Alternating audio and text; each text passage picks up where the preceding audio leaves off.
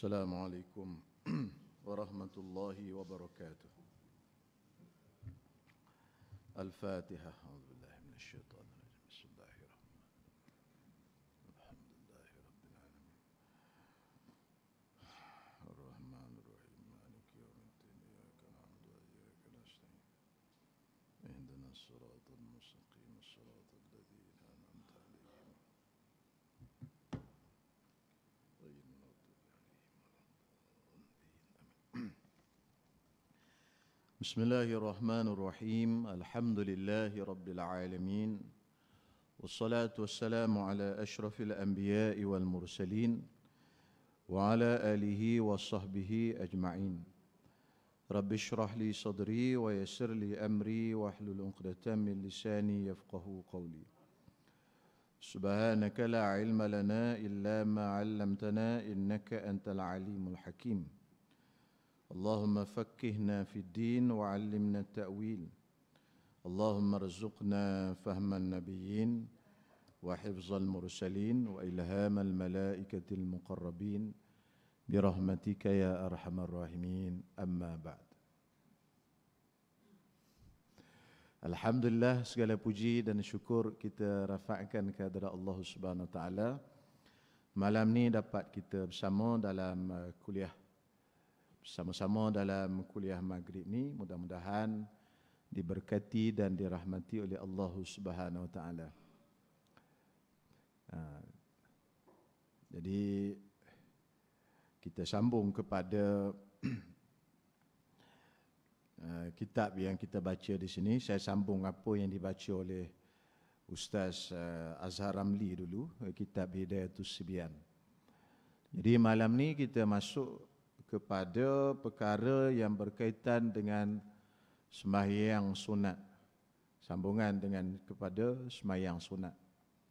Jadi malam ni kita sambung sembahyang sunat rawatib. Baik. Qala al-musannif rahimahullahu taala. Keduanya rawatib yang ghairu muakkad. Di sekarang ini kita akan sambung sembahyang rawatib yang tidak muakkad. Sembahyang rawatib ni sembahyang mengiringi fardu, sembahyang sebelum qabliyah ataupun ba'diyah, itu dipanggil rawatib. Dia terbahagi kepada dua bahagian. Satunya sembahyang rawatib yang muakkad. Muakkad ni maknanya Nabi SAW tak pernah tinggal. Kalau Nabi tinggal sekalipun, Nabi qada. Satu hari Nabi tak sempat nak sembahyang ba'diyah zuhur. Habis saja sembahyang zuhur, datanglah orang tanya itu, tanya ini, bincang itu, bincang ini, sampai masuk waktu asar. Tak sempat nak sembahyang ba'diyah zuhur. Lepas tu Nabi pun sembahyanglah fardu asar. Lepas daripada sembahyang fardu asar, Nabi SAW sembahyang sunat selepas asar, 2 rakaat. Sahabat yang tengok, tuan-tuan semua, sahabat pelik. Diingatkan mungkin ada syariat baru ke, ataupun baru turun wahyu ada ba'diyah asar. Maka sahabat tanya, ni 2 rakaat ni sembahyang apa? Lalu Nabi SAW bagi tahu 2 rakaat ini adalah sembahyang ba'diyah zuhur tadi. Yang tak sempat sembahyang, jadi Nabi sembahyang qada. Qada ba'diyah zuhur.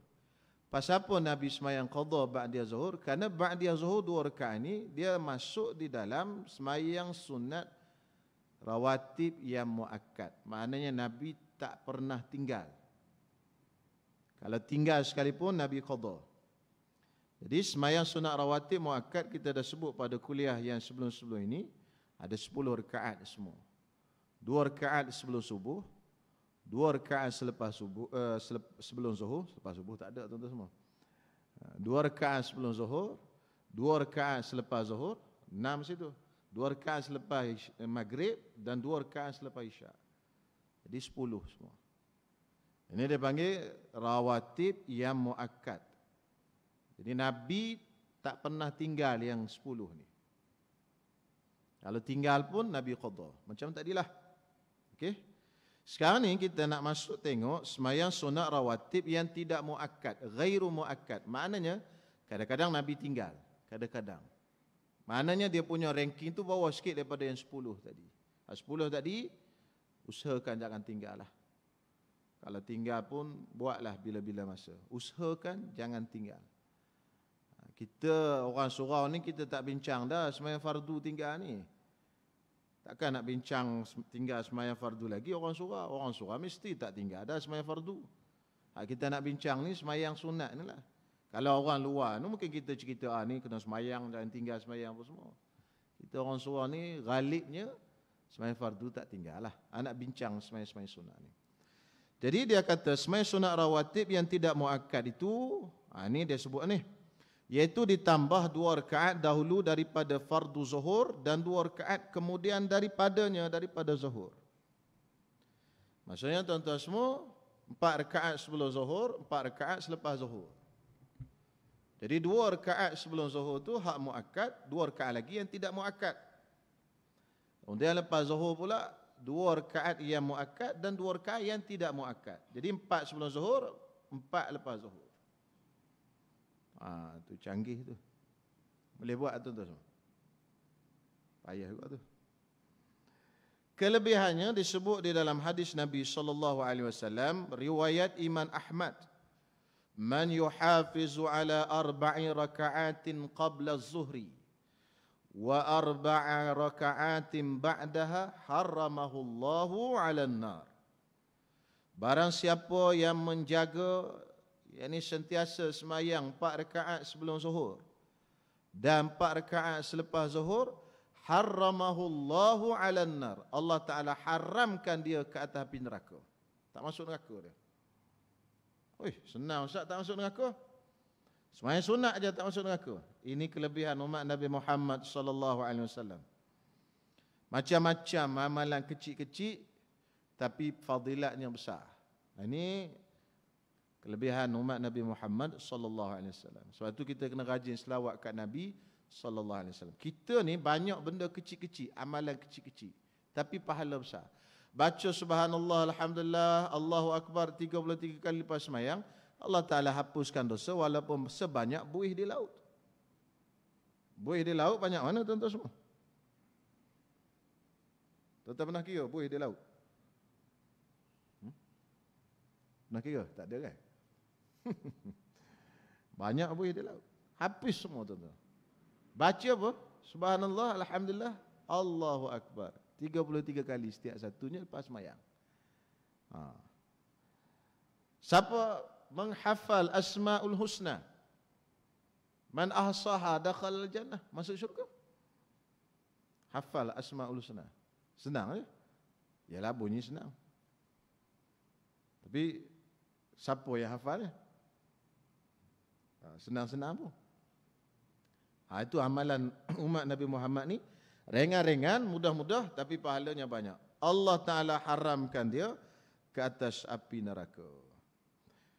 Baik, habis itu. Sembahyang 4 rakaat sebelum zuhur, 4 rakaat selepas zuhur. Sekurang-kurangnya 2 sebelum, 2 selepas. Soalannya, kenapa banyak sangat zuhur ni? 4, sembahyang zuhur lagi 4. Kerana pada waktu zuhur ini, api neraka sedang dinyalakan menyala-nyala. Kuat. Ini waktu zuhur. Dia kuat, sedang menyala.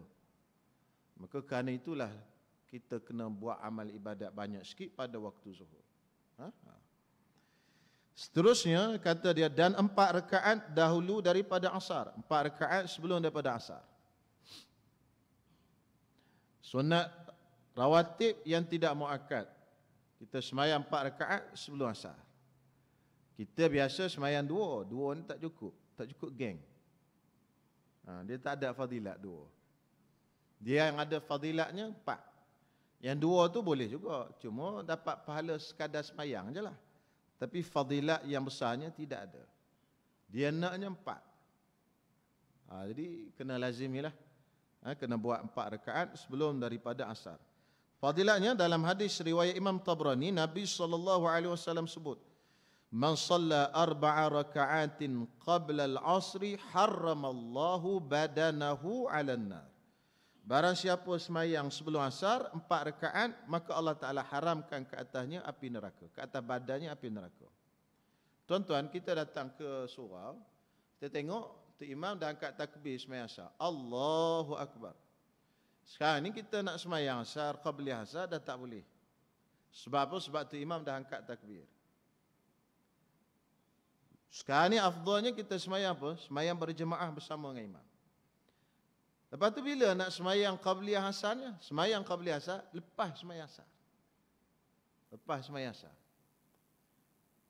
Bukankah tak boleh sembahyang selepas daripada asar dan juga lepas pada subuh?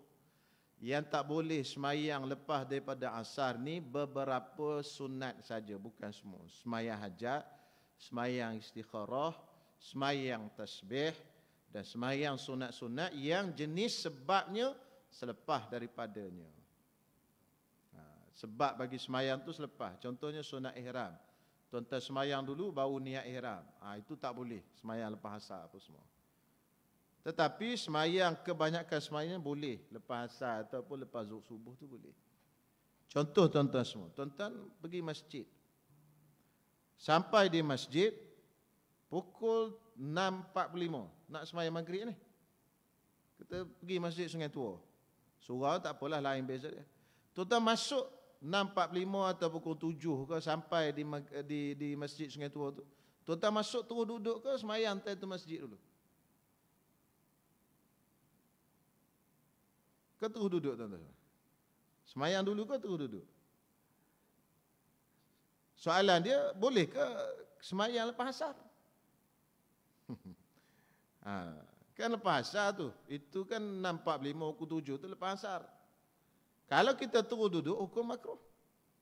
Kalau kita sembahyang lepas asar, kata tak boleh sembahyang lepas asar. Di situlah hukumnya, bukan semua sembahyang tak boleh sembahyang lepas asar. Di sembahyang yang qabliyah asar ni tadi, dia punya waktu habis sampai masuk waktu maghrib. Walaupun lepas sembahyang kita lepas kita sembahyang fardu asar, kita masih boleh lagi sembahyang qabliyah asar tadi. Cuma ulama sarankan kita sembahyang di tempat yang tersembunyi supaya tidak mendatangkan fitnah. Takut orang tengok kita datang fitnah pula pada diri kita. La ilaha illallah. Duk kuliah tiap-tiap malam kat surau, jahil rupanya. Dia kata kat kita. Rupa dia jahil. Jadi dia kata kita jahil. Sebab apa? Sebab dia kata Allah lepas asar pun sembahyang sunat. Masya Allah. Jadi tuan-tuan semua tak ada masalah. Sembahyang tahiyatul masjid, sembahyang qabliyah asar pun semua boleh sembahyang selepas asar. Sama juga dengan qabliyah subuh tu. Tuan-tuan datang ke masjid, ke surau, tengok imam dah angkat takbir subuh. Allahu Akbar. Lepas sembahyang fardu subuh, boleh nak sembahyang 2 rakaat. Cuma balik rumah lah kalau sembahyang ni. Kalau kat surau ni mendatangkan fitnah.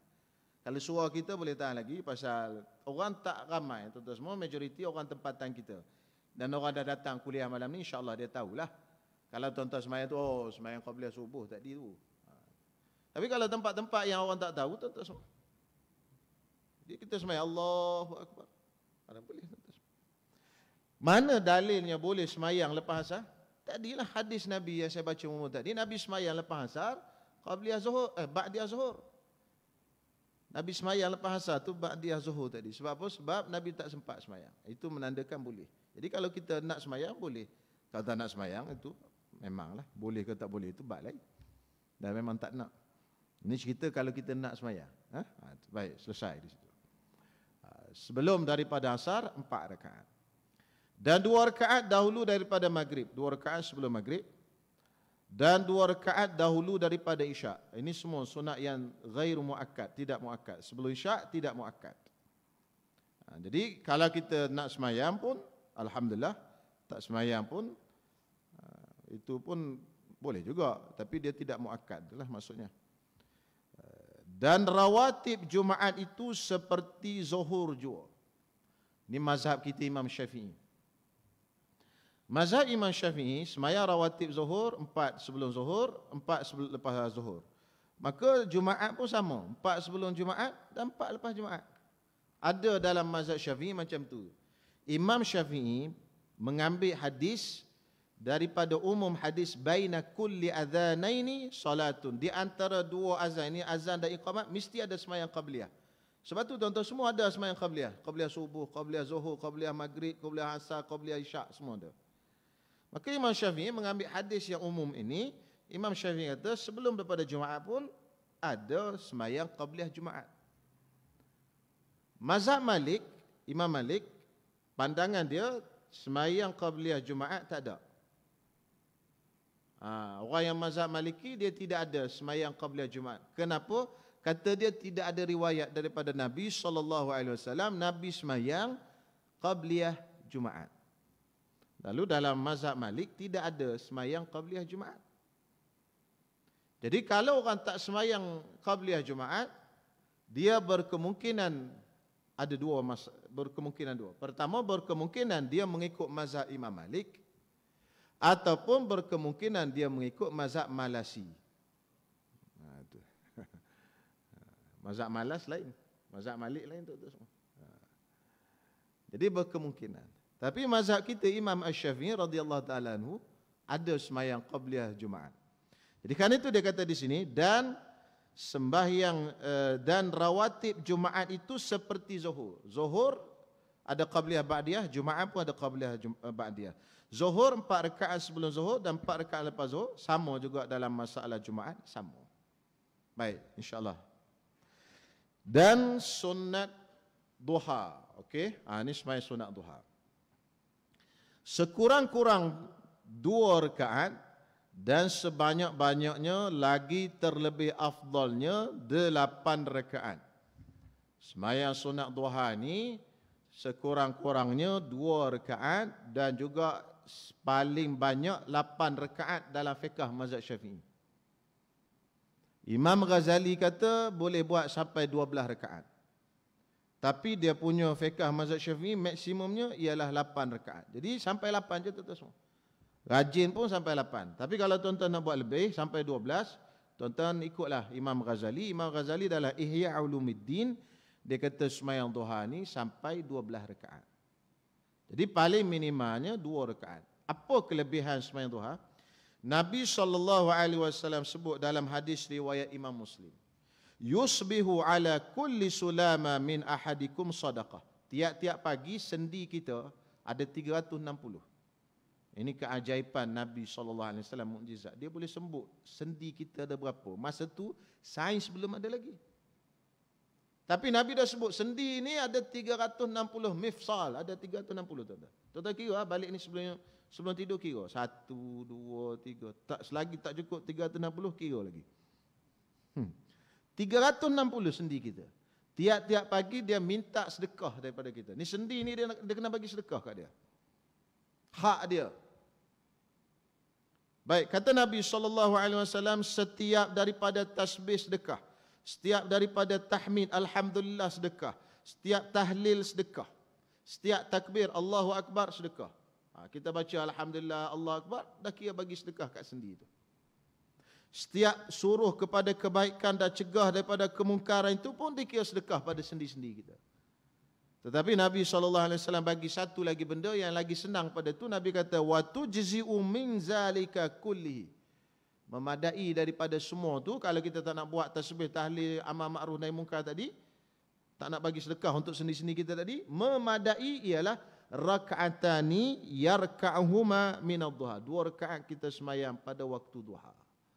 Sebab itu orang yang semayang duha, insya-Allah tubuh badan dia sihat. Tapi jangan tuan-tuan semayang kerana nak sihat. Semayang kerana Allah. Kerana tuan-tuan dah bagi hak sendi sedekah kepada sendi kita. Insya-Allah. Ini amalan tuan-tuan semua supaya badan kita ni, sendi kita ni sihat. Semayang duha jangan tinggal. Dan semayang duha ni sunat buat di masjid. Berbeza dengan semayang sunat lain. Kenapa? Kerana supaya kita jangan lambung tinggal masjid dan surau. Subuh nak masuk zuhur tu lama. Semayang duha tu masuk kat celah. Zuhur ke asar tak lama. Asar ke maghrib tak lama. Maghrib ke isyak tak lama. Subuh ke zuhur lama. Jadi hikmahnya masuk kat celah tu satu semayang. Duha. Duha ni afdalnya buat lebih kurang pukul 10. Jadi kita keluar sekejap daripada rumah kita, mari ke surau, semayang duha 2 rakaat. Itu yang afdal. Baik tuan-tuan semua. Jadi jangan tinggal semayang duha. Tapi biasanya orang semayang duha ni dia sinonim dengan murah rezeki. Jom-jom duha kita. Magnet rezeki. Oh, dia punya bahasa magnet rezeki. Kan? Tuan-tuan semua, magnet rezeki ke tak magnet rezeki, semayanglah duha tu. Datang rezeki ke tak datang, itu hal lain. Kan? Memanglah ada riwayat yang menyebutkan semayang duha ni boleh mendatangkan rezeki. Tapi kalau tuan-tuan semayang duha tak murah rezeki, tak datang juga rezeki, jangan berhenti. Tak mau aku semayang duha. Lama semayang duha ada lagu ni juga, tak kaya-kaya pun. Mark Zuckerberg juga kaya buat Facebook kata dia. Aku duk lagu ni kata. Tak boleh macam tu. Kita buat amal ni bukan kerana nak kaya tu. InsyaAllah kaya tu datanglah kalau Allah Ta'ala nak bagi. Dan banyak lagi kelebihan duha. Baik, jadi sekarang ni nak sembahyang duha. Macam mana cara dia? Waktunya itu kemudian daripada naik matahari segala. Kita tengok di jam kita nanti. Bila saya dah berhenti, tak adalah gambar saya kat situ. Keluarlah jam nanti. Tuan-tuan tengok muka saya lah, tak tengok TV. Nah. Jadi tuan-tuan semua, bila masuk waktu subuh, kemudian habis subuh 6.58, subuh habis 6.58 tu, habis saja waktu subuh, dia tulis di situ syuruk. Syuruk. Syuruk ni tuan-tuan semua, kalau kita nak gambaran perjalanan matahari, ni matahari ni, bila dia keluar, sap dia keluar tu, matahari jenguh je keluar sikit, dia panggil syuruk, habis waktu subuh. Dah habis dah waktu subuh tu. Maknanya kalau kita semayang sampai situ hukumnya haram. Sengaja lewat sampai situ. Kerana apa? Kerana dah habis waktu dah. Bila dia naik tuan-tuan semua, dia naik segala. Dia naik daripada kaki bumi ni, naik segala. Segala tu berapa? Berapa jauh perjalanan matahari? Segala Arab, segala Melayu tak boleh pakai, dia tak sama panjang. Kalau galah durian panjang sikit, galah rambutan pendek. Jadi galah Arab ni lebih kurang 7 hasta. Ni 1 hasta, 2 hasta, 3 hasta, 7 hasta. Kita tengok matahari naik 7 hasta, bolehlah sembahyang duha. Sebelum tu tak boleh. Sebelum tu waktu haram lagi. Tuan-tuan jangan silap. Tek tu hakat takbir. Allahu Akbar. Salah macam tu. Itu masih dalam waktu haram lagi dalam mazhab Syafi'i. Kenapa? Kerana matahari belum naik segala. Irtifa'u syamsi, naik matahari. Irtifa' dia panggil. Itu pendapat muktamad lah. Aqwal ni banyak. Cuma kita cerita pendapat muktamad dalam mazhab Syafi'i. Jadi dia naik kadar segala. Allah, susah nak tengok kita ni. Pusing ke belakang, nampak bukit. Sekeliling bukit Batu Kif. Pergi lepas bukit Batu Kif, bukit Melawati pula. Mana nak nampak matahari? Lalu macam mana? Ulama astronomi, ulama falak tolong kira untuk kita. Jadi dia kata matahari ni segalah 4 darjah. Satu galah ni maknanya bersamaan 4 darjah. 1 darjah perjalanan matahari bersamaan dengan 4 minit. Jadi 4 darab 4, 16 minit. Tuan-tuan campurlah 16 minit kat situ. 6.58 habis subuh. Campur 16 minit iaitu 7.14 minit. Lebih kurang. Dah boleh sembahyang duha. Sebelum daripada tu belum boleh. Ingat itu formula tu tiap-tiap hari. Ambil 16 minit. Walaupun setengah buku-buku dulu sebut setengah jam apa semua, itu agak-agak je. Dia punya kiraan tepat ikut astronomi 16 minit. Itu cara dia. Jadi sebelum daripada itu tak boleh lagi sembahyang sunat. Yang boleh sembahyang sunat sebelum daripada itu hanya satu je, sembahyang sunat hari raya. Sembahyang sunat hari raya dia naik matahari dah masuk waktu. Hak lain tak boleh. Isyraq ke apa tak ada. Sebelum daripada matahari naik segala tidak ada sembahyang sunat. Melainkan sunat hari raya saja. Sunat hari raya dah boleh. Baik, habis tuan-tuan semua. Jadi waktunya ialah kemudian daripada naik matahari segala hingga gelincir matahari. Tamat waktu duha tu gelincir matahari, ini masuk waktu zuhur. Zuhur masuk tu dipanggil gelincir matahari. Tuan-tuan hari Jumaat ni kan? Katalah kita pergi masjid Sungai Tua awal, dia buka pukul 12. Kita pun pergi, tak sembahyang duha lagi. Kita masuk dalam masjid, kita takbir Allahu Akbar, kita niatlah sembahyang duha serta tahiyatul masjid. Pasal belum lagi habis waktu dia. Waktu dia tamatnya bila masuk waktu zuhur, belum lagi masuk waktu zuhur. Jadi dia boleh, tahiyatul masjid ini dia boleh masuk dalam sembahyang lain. Jadi tuan-tuan sembahyang duha serta tahiyatul masjid. Jadi kita takbir Allahu Akbar saja aku sembahyang sunat duha serta tahiyatul masjid 2 rakaat kerana Allah Ta'ala. dapatlah. Itu cara dia. Sembahyang tahiyatul masjid dia boleh masuk dalam sembahyang lain. Dia satu sembahyang yang ghairu maqsudah dia panggil. Yang tidak dikosakkan, tidak mesti ada sembahyang tertentu. Yang penting ada sembahyang je.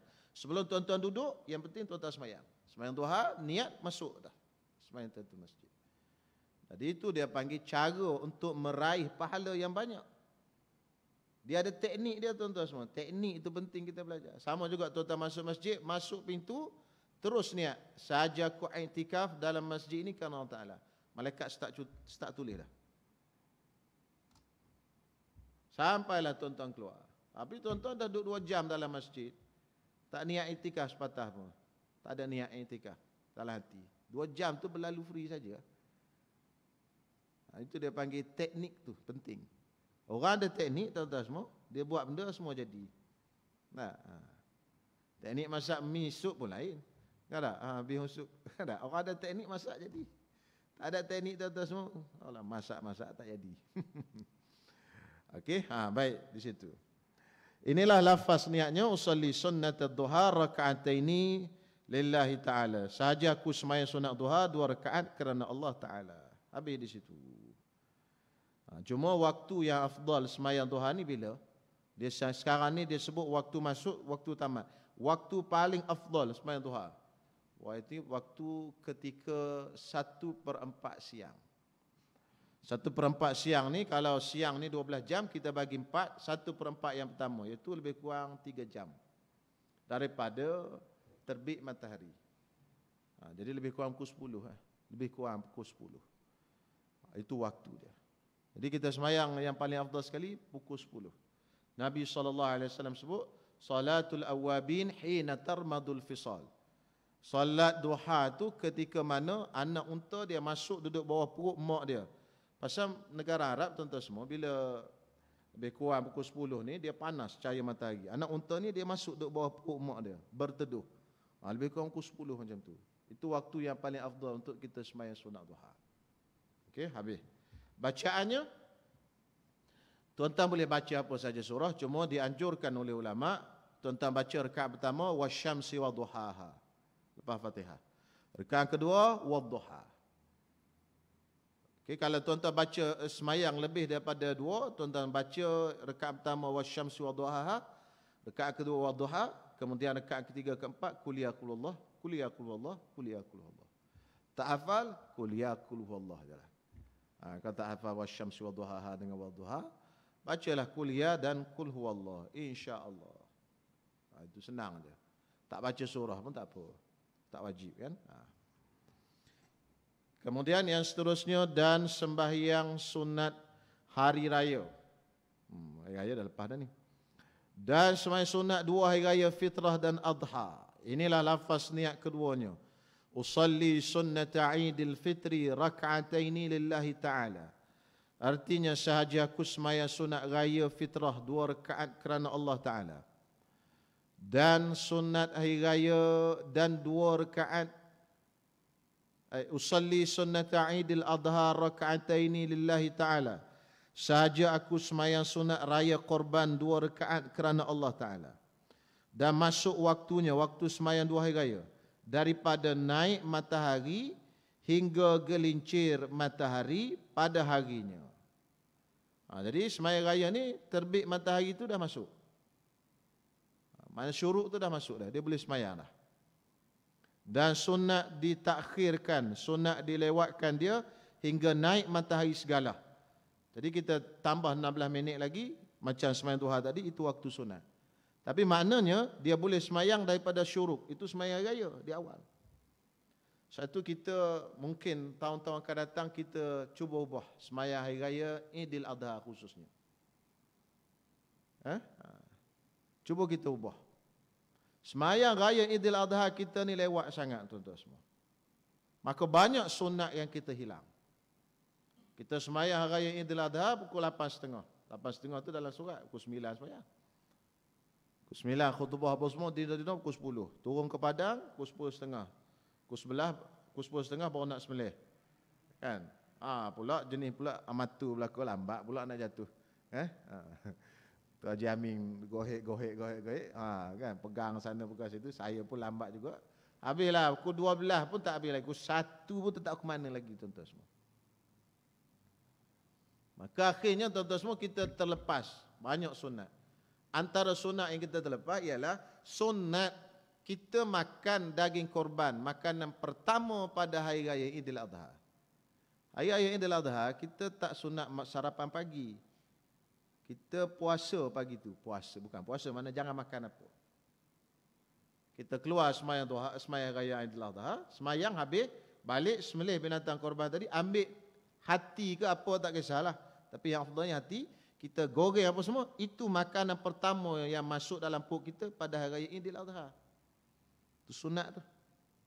Tapi kita tak boleh nak buat pasal pukul 12, tak tahu ke mana lagi. Nak tunggu pukul 12 pun nak makan, tuan-tuan semua pensan. Tambah-tambah saya ada gastrik. Sepatutnya tuan-tuan semua macam tu. Idul Adha kena buat pagi-pagi lagi. Maknanya mari subuh tu kita tak payah balik lah. Tunggu sekejap habis subuh sikit-sikit takbir apa semua Allahu Akbar Allah tu kan takbir. Takbir mursal tu hari tu. Takbir. Bunyi tek syuruk semayang tu. Allahu Akbar. Macam tu. Yang kalau nak dapat pahala sunat. Tapi kalau macam tu orang kata orang perempuan bising lah. Kami tak sempat ni Ustaz.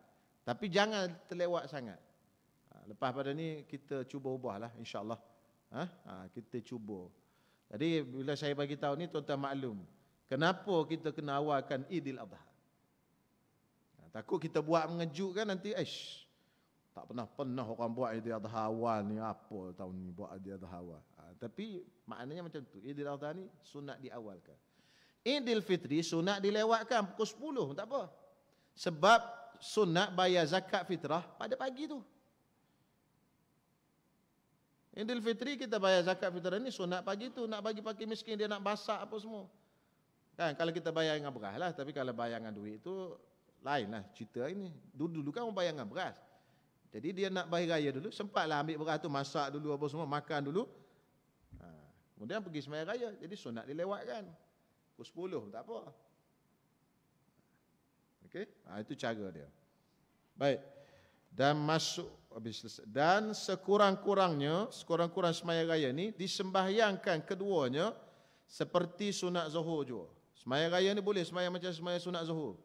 Apa maknanya? Tak ada takbir 7 dan 5 tadi. Sembahyang 2 rakaat ya. Allahu Akbar macam sunat hajat kita sembahyang tu. Boleh. Itu paling minima. Contohnya takdir katalah ada PKP lagi tahun depan waliyadzabillah takdir ya. Kan kita tak reti nak semayang hari raya duduk rumah. Anak-anak suruh kita semayang. Baru ni dah semayang dah kat rumah. Ni tahun ni kena lagi aduh. Tak reti ya takbir 7-5 ni kata dia. Tak apa. Buat macam semayang zuhur biasa je. Allahu Akbar baca terus tak payah takbir 7-5. Tak boleh sangat. Takbir 7-5 tak reti sangat. Buat macam semayang zuhur, sunat zuhur macam biasa. Itu dia kata sekurang-kurangnya. Dan yang akmalnya, yang paling sempurnanya ialah bahawa ditakbir pada rakaat yang pertama 7 kali. Kemudian daripada takbiratul ihram dan doa iftitah. Mana takbir Allahu Akbar, takbiratul ihram, baca doa iftitah dulu, lepas tu barulah takbir 7 kali. Dan dahulu daripada membaca auzubillah. Takbir 7 kali itu sebelum membaca auzubillahi minasyaitonirrajim. Okey, 7 kali. Dan pada rakaat yang kedua 5 kali. Kemudian daripada takbir qiyamnya, dahulu daripada membaca auzubillah. Takbir qiyam tu bangun Allahu Akbar. Itu tak kira. Kalau campur dengan itu 6. Sama juga takbir rakaat pertama tadi, kalau campur dengan takbiratul ihram jadi 8. Itu insya-Allah kita bacalah, dia tulis kita baca. Dah tahu dah semua. Dah. Baik. Dan sunat sunat angkat 2 tangan pada segala takbir yang 7 dan yang 5 seperti yang diangkat pada takbiratul ihram. Angkat Allahu Akbar. Allahu Akbar. Sunat angkat. Tak angkat pun tak apa, sunat. Dan sunat membaca antara tiap-tiap 2 takbir. Antara tu ayat dia. Antara tiap-tiap 2 takbir. Mana antara ni duduk di celah-celah. Lepas pada yang terakhir itu dah tak ada. Sebab tu dia panggil antara. Saya duduk di antara Tuan Haji Zahari dan Tuan Haji Ali. Mana duduk tengah-tengah? Tu di antara. Jadi maknanya yang tengah-tengah di antara dua takbir. Lepas pada takbir yang ke-7, tak ada dah subhanallah, walhamdulillah, wala ilaha illallah, wallahu akbar. Lepas pada takbir ke-5, dah tak ada subhanallah, alhamdulillah, wala ilaha illallah, wallahu akbar. Sebab tu maksudnya di antara. Jadi Allahu akbar, subhanallah, walhamdulillah, wala ilaha illallah, wallahu akbar. Allahu akbar, subhanallah, walhamdulillah, wala ilaha illallah, wallahu akbar. Habis takbir ke-7, Allahu akbar, habis. Tak ada subhanallah. Ingat tu. Kadang-kadang sembahyang raya ada lagi bunyi Allahu akbar, subhanallah, bunyi lagi subhanallah. Itu dah 7 dah. Silap betul kan, sembahyang sekali setahun. Baik. Dan sunat habis subhanallah, alhamdulillah, wala ilaha illallah, wallahu akbar. Dan sunat dibaca kemudian daripada Fatihah pada rakaat pertama sabbihisma rabbikal a'la atau qul ya ayyuhal kafirun, dan pada rakaat kedua hal ataka hadithul ghasyiyah atau qul huwallahu ahad. Boleh baca dua ni. Itu pilihanlah. Jadi sunat kerana ini yang dibaca oleh Nabi SAW. Dan sunat membaca dua khutbah kemudian daripada sembahyang hari raya jika disembahyang akan keduanya dengan berjemaah. Kalau sembahyang seorang tak ada khutbah lah, nak khutbah kat siapa? Takkan khutbah juga sembahyang seorang, sembahyang raya. Kan? Tak ada lah. Kalau sembahyang berjemaah, sunat berkhutbah. Walaupun berjemaah dengan anak dan isteri di rumah. Contoh PKP kan, sembahyang raya, jemaah kat rumah itu, khutbah lah juga. Ramailah jadi khatib begitu. Macam-macam, pegang tongkat, pegang penyapu. Bila lagi tuan-tuan semua nak jadi khatib? Kalau tak di rumah, tak jadi khatib kita. Kat surau mana orang nak bagi ada. Masjid lagi orang tak bagi. Untung juga ada PKP. Tak, boleh praktik. Hikmah ada kan? Ada hikmah. Kalau tidak, tak pegang lah. Takut nak pegang tongkat khatib ni. Orang Melayu kata apa? Ada daulat. Daulat mimbar. Naik atas mimbar tu, pensan pun ada. Orang tak boleh tu naik pun tu pensan. Tu ada istilah daulat tu, daulat mimbar. Ada daulat pula. Ingat raja je ada daulat kan. Habis. Dan sunat membaca dua khutbah habis itu. Bermula syarat dua khutbahnya itu seperti syarat pada dua khutbah Jumaat. Syarat di sini maksudnya rukun. Rukun sama. Kalau khutbah Jumaat ada orang kata 5 rukun, khutbah hari raya pun sama, ada 5 rukun juga. Tetapalah itu untuk orang yang jadi khatib lah. Sekarang ni pun kita tak khutbah direct, kita khutbah tengok teks. Teks tu dah siap dah, cukup dah semua rukun pun semua, insya-Allah. Kan? Jadi kita tak tahu pun tak menjadi masalah besar lah. Cuma mesti ada 5 rukun lah untuk maklumat, ada 5 rukun. Pertama, puji pada Allah, selawat pada Nabi, wasiat dengan takwa. 3. Kemudian baca satu ayat Quran dan juga doa kepada sekalian muslimin muslimat. 5.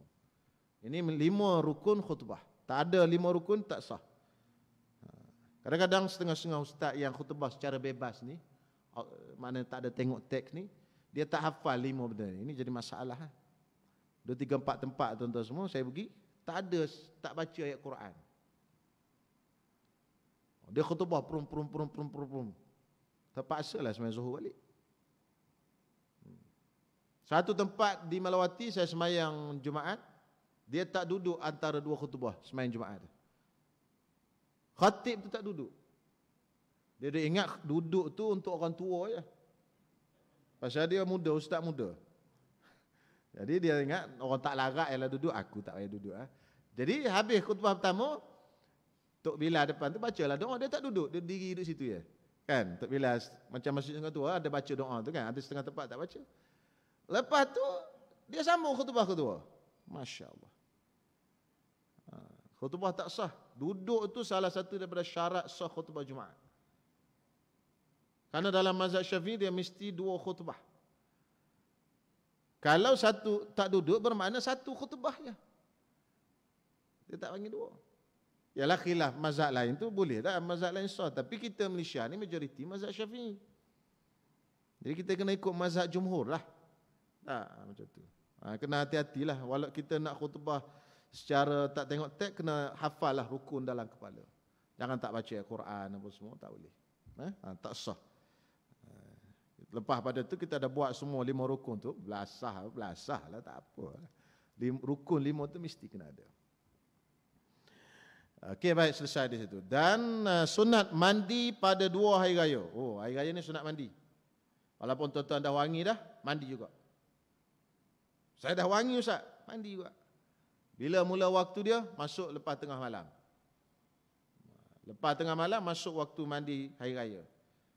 Okey? Dan tamat waktu mandi tu sampai maghrib. Bukan kata sampai sembahyang raya. Hari tu kata Allah, pergi sembahyang raya tadi tak mandi sunat raya, tak niat. Nak masuk maghrib dah, boleh mandi lagi. Mandi. Saja aku mandi sunat hari raya. 2 rakaat. 2 rakaat apa pula mandi? Saja aku mandi sunat hari raya kerana Allah Taala. Tak ada rakaat lah tuan-tuan semua. Baik. Jadi dah sunat mandi pada hari raya dan masuk waktunya daripada tengah malam, tetapi mandi kemudian daripada fajar itu afdal, makna lepas subuh itu afdal. Dan sunat menghiasi dirinya pada hari raya. Hari raya ni pakai hias. Pakai yang cantik-cantik. Pakaian yang paling cantik. Tak sunat warna putih, sunat yang paling cantik. Dalam almari rumah kita tu, kita tengok hak paling cantik sekali ni baju ni, warna kelabu asap lah pakai. Tapi hari Jumaat hak sunat yang putih. Walaupun hak mahal sekali hak ni, tapi hak putih ni pakai putih. Itu hari Jumaat. Biasa. Hari raya tak? Tengok dalam lemari kita ini, oh ni ni mahal sekali ni. Aku beli kat Mekah itu tu. Harga 200 rial kata dia. Mahal lah 200 rial kan? Itu hak paling baik sekali. Kita simpan je, tak pakai. Sarung dalam plastik tu. Tunggu raya je nak pakai. Itu yang paling afdal pakai pada hari raya. Walaupun warna dia bukan warna putih. Hari raya tak sunat warna putih, sunat yang paling baik. Hari Jumaat sunat yang warna putih walaupun tidak baik. Tidak terbaik sekali dalam pakaian kita. Itu biasa. Jadi nak pergi sembahyang Jumaat sepatutnya kita pilih yang putih-putih lah tuan-tuan semua. Supaya kita ingat mati sikit. Aku nanti pakai warna ni lah nanti.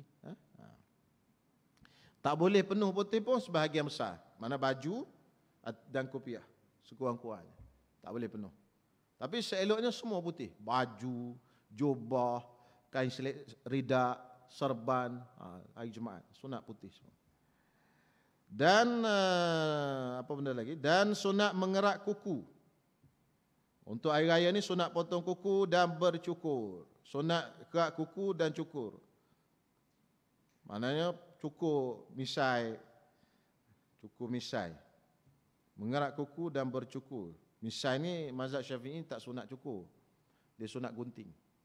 Mana orang mazhab Syafi'i dia ada misai. Dia tak ada misai tu dia mazhab Hanafi. Gitu.